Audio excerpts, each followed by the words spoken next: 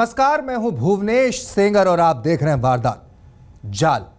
एक ऐसी साजिश की कहानी जिसके सिरे यूपी के 3 शहरों में फैले थे।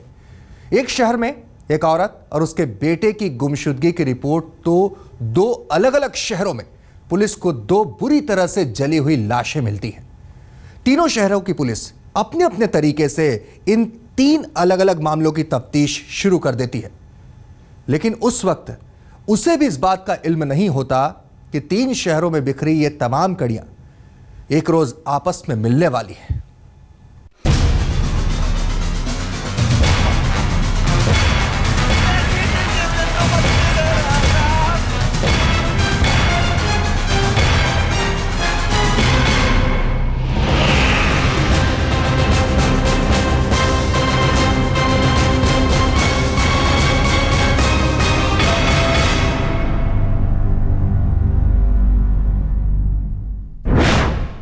तारीख 12 जनवरी 2014। यूपी के शहर संभल में एक कोल्ड स्टोरेज के नजदीक पुलिस को एक लड़की की लाश मिलती है, बुरी तरह से जली हुई लाश। कुछ इतनी बुरी तरह से कि जिसे देखकर मरने वाले की शिनाख्त कर पाना भी नामुमकिन हो। ऐसे में पुलिस लाश को बरामद कर पोस्टमार्टम के लिए भिजवाती है और आसपास के इलाके से गायब हुई कुछ लड़कियों के बारे में पता करवाना शुरू कर देती है। लेकिन काफी कोशिश के बावजूद उसे ऐसा कोई भी नहीं मिलता जो इस लाश को पहचानने का दावा कर सके। तारीख 12 जनवरी 2014। इत्तफाक से संभल से ठीक 100 किलोमीटर के फासले पर अलीगढ़ पुलिस को अपने इलाके में इसी रोज एक नौजवान की लाश मिलती है और ये लाश भी संभल वाली लाश की तरह बुरी तरह से जली हुई थी। जाहिर है संभल में हुए कत्ल की तरह ही इस मामले में कातिल ने नौजवान की जान लेने के बाद उसकी पहचान छिपाने के लिए लाश को जला दिया है। और ठीक संभल पुलिस की तरह अलीगढ़ पुलिस भी इस नौजवान की पहचान की तमाम कोशिशें कर थक जाती है और तब पोस्टमार्टम के बाद इन दोनों लाशों को लावारिस मानकर उनका अंतिम संस्कार कर दिया जाता है। लेकिन इत्तेफाक से इन दोनों ही जिलों की पुलिस एक दूसरे के इलाके में मिलने वाली इन लाशों की खबर से अनजान है और दोनों ही अपने अपने तरीके से अपने अपने इलाके में मिली लाशों की गुत्थी सुलझाने में लग जाती है।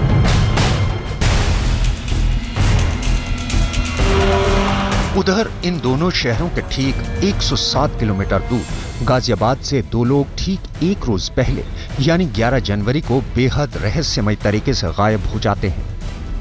इनमें से एक है 37 साल की महिला बेनजीर, जबकि दूसरा उसका 17 साल का बेटा सलमान।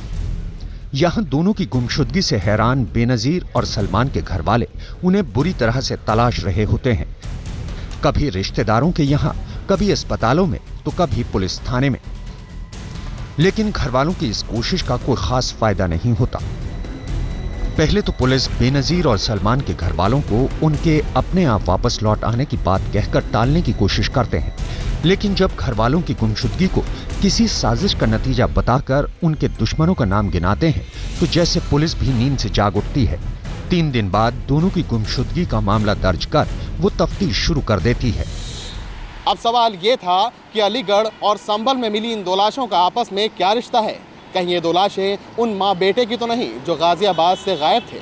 अगर ये मुमकिन है तो फिर कातिल कौन है, उसका मकसद क्या था? और इन सवालों में सबसे बड़ा सवाल ये कि आखिर कातिल ने 100 किलोमीटर दूर लाकर इन लाशों को क्यों जलाया? कैमरामैन सतेंद्र और मनोज के साथ तंसीम हैदर, दिल्ली, आज तक। दरअसल बेनजीर गाजियाबाद के इस्लाम नगर में अपने बच्चों के साथ अकेली रहती थी। उसका अपने पति आबिद अली से कई साल पहले अलगाव हो चुका था, लेकिन 11 जनवरी को वो अपने बेटे सलमान के साथ जिन हालात में गायब हुई, वो बात आसपास के तमाम लोगों के लिए भी किसी पहेली से कम नहीं थी। गाजियाबाद में बेनजीर और सलमान के तमाम रिश्तेदार दोनों के गायब होने के बाद से ही सकते में थे। पहले तो पुलिस ने दोनों की गुमशुदगी को हल्के तौर पर लिया था, लेकिन जब बेनजीर के रिश्तेदारों ने उसके दुश्मन के तौर पर ही पास के रहने वाले एक नौजवान वसीम का नाम लिया तो पुलिस के कान भी खड़े हो गए। अब पुलिस ने वसीम के बारे में पता लगाना शुरू किया। ये वही वसीम था जो बेनजीर के शौहर आबिद अली के अलग होने के बाद बेनजीर के करीब आ चुका था। दूसरे लफ्जों में कहें तो वसीम और बेनजीर कभी एक दूसरे से बेइंतहा प्यार किया करते थे। लेकिन अजीब बात यह थी कि अब बेनजीर के घर वाले इस वसीम को बेनजीर और उसके बेटे की गुमशुदगी के लिए जिम्मेदार बता रहे थे। उधर कई रोज गुजर जाने के बावजूद पुलिस को वसीम के बारे में कुछ भी पता नहीं चला। दरअसल वसीम और उसके कुछ दोस्त इन दोनों की गुमशुदगी की खबर आम होने के बाद से ही गाजियाबाद से बाहर जा चुके थे। ऐसे में पुलिस का शक वसीम पर और भी गहरा हो गया। तो क्या वसीम ने ही बेनजीर और सलमान को ठिकाने लगा दिया? इस सवाल का जवाब सिर्फ वसीम ही दे सकता था और उस तक पहुंचे बगैर इस राज पर पर्दा ही पड़ा रहता। लेकिन इसी बीच पुलिस के हाथ लगे एक शख्स ने उसे एक ऐसी बात बताई कि उसका शक यकीन में तब्दील हो गया। यहीं पुलिस को पहली बार यह पता चला कि बेनजीर और सलमान नाम के मां बेटे अब इस दुनिया में नहीं हैं और इसका कसूरवार वसीम ही है। साफ हो चुका था कि दोनों का कत्ल किया जा चुका है। इसी बीच गाजियाबाद पुलिस को यह भी पता चल गया कि संभल और अलीगढ़ में दोनों की गुमशुदगी के ठीक बाद 2 लावारिस लाशें मिली थी जो बुरी तरह से जली हुई थी और अंतिम संस्कार से पहले दोनों की पहचान नहीं हो सकी।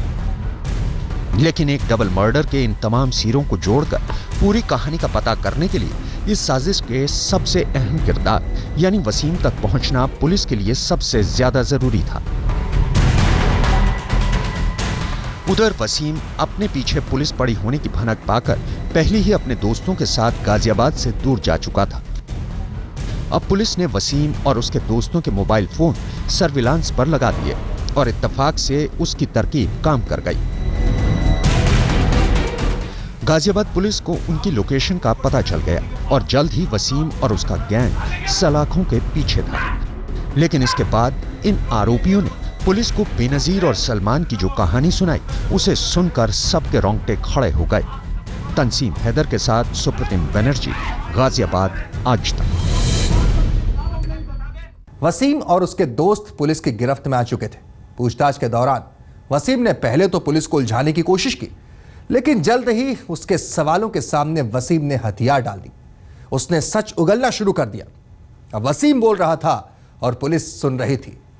एक मां बेटे के कत्ल की रोंगटे खड़े करने वाली दास्तान थी जिसमें वसीम समेत कुल 5 लोग शामिल थे।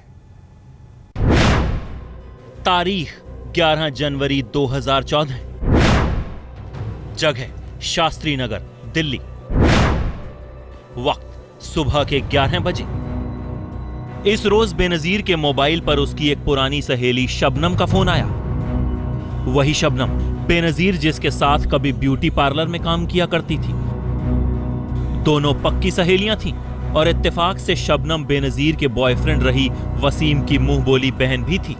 लेकिन जब बेनजीर को उसकी अजीज सहेली ने फोन पर शास्त्री नगर में एक नए ब्यूटी पार्लर के उद्घाटन के लिए दावत दी तो बेनजीर को दूर दूर तक अपनी सहेली पर कोई शक नहीं हुआ। वो फौरन तैयार हो गई और अपने बेटे सलमान के साथ शबनम की दावत में शामिल होने घर से निकल गई। लेकिन यह बेनजीर की एक ऐसी गलती थी जिसने उन दोनों को मौत के मुंह में पहुंचा दिया। ब्यूटी पार्लर के उद्घाटन के बहाने शबनम ने अपनी सहेली बेनजीर और सलमान को ऐसी कोल्ड ड्रिंक पिलाई कि दोनों बेहोश हो गए। इस कोल्ड ड्रिंक में नशा मिला था। अपने भाई वसीम के साथ साजिश में शामिल शबनम अपने इरादे में कामयाब हो चुकी थी। अब जो कुछ करना था वसीम और उसके दोस्तों को करना था। अब इस कोल्ड ब्लडेड डबल मर्डर की तैयारी पूरी हो चुकी थी। लिहाजा वसीम ने बेनजीर और सलमान को नशीली दवा देकर बेहोश किया और फिर अपने साथियों के साथ अगवा कर लिया। इतना ही नहीं, वसीम ने इन 2 कत्ल को अंजाम देने के लिए एक किराए का मकान पहले से ही ले रखा था। अब कातिल बेहोश बेनजीर और सलमान को लेकर महिंद्रा एनक्लेव के मकान में पहुंच चुके थे और फिर बिना वक्त गंवाए इन्होंने वो काम कर दिया जिसके बारे में कोई सोच भी नहीं सकता था। ठंडे दिमाग से इन कातिलों ने गला रेत कर मां बेटे की जान ले ली। दर्द का एहसास होने पर दोनों ने खुद को बचाने की भी कोशिश की, लेकिन कोल्ड ड्रिंक के नशे ने उन्हें इतना लाचार कर दिया था कि वो अपनी कोशिश में नाकाम हो गए और देखते ही देखते 2 हंसते खेलते लोग लाश में तब्दील हो चुके थे और अब बारी थी लाशों को ठिकाना लगाकर सबूत छिपाने की। वसीम और उसके साथियों ने अब लाश को कपड़े में लपेटा और उन्हें ठिकाने लगाने बाहर निकल पड़े। सबसे पहले वो संभल पहुंचे और वहां गंवा रोड पर मौजूद एक कोल्ड स्टोरेज के पास की सुनसान जगह पर बेनजीर की लाश फेंककर उसे आग के हवाले कर दिया। मकसद था लाश के चेहरे को इस कदर बिगाड़ना कि पहचान नामुमकिन हो और कत्ल हमेशा हमेशा के लिए पुलिस के लिए पहेली बनकर रह जाए। अब बेनजीर की लाश को ठिकाने लगाने के बाद कातिल सलमान की लाश को ठिकाने लगाने के लिए निकल चुके थे।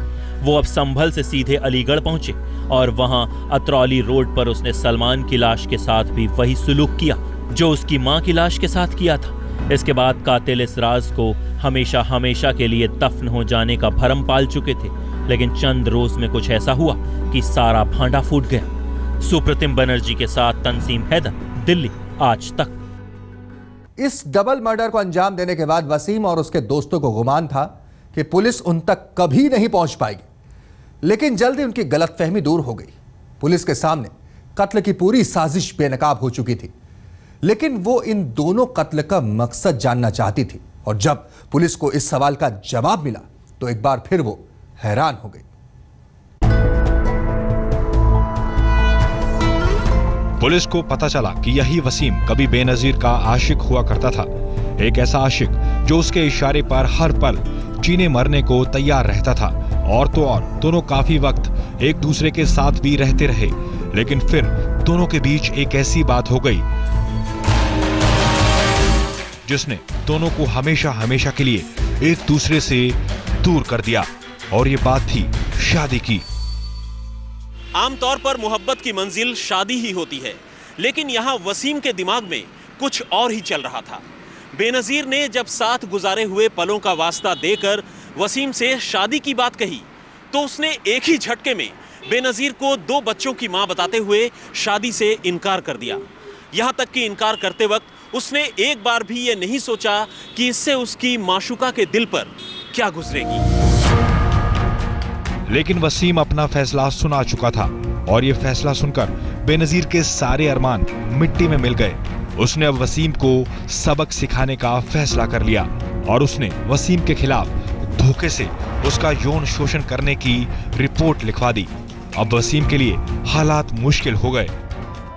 कल तक वो जिस बेनजीर के साथ अच्छा वक्त गुजारा करता था, अब उसकी अदावत उसे भारी पड़ने लगी और बस इसी हालात से छुटकारे के लिए एक रोज उसने बेनजीर को ठिकाने लगाने का फैसला कर लिया। फिर उसने साजिश रची और फिर इस साजिश में उसने अपनी मुंह बोली बहन समेत तमाम दोस्तों के रोल तय किए।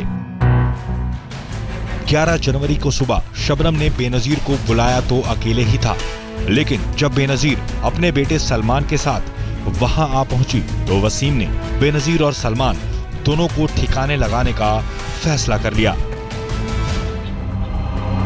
और फिर चंद घंटों के दौरान दोनों को बेहोश करने से लेकर ठिकाने लगाने और फिर लाशों को जलाने की वो हरकत कर डाली जिसके बारे में जिसने भी सुना सख्ते में आ गया।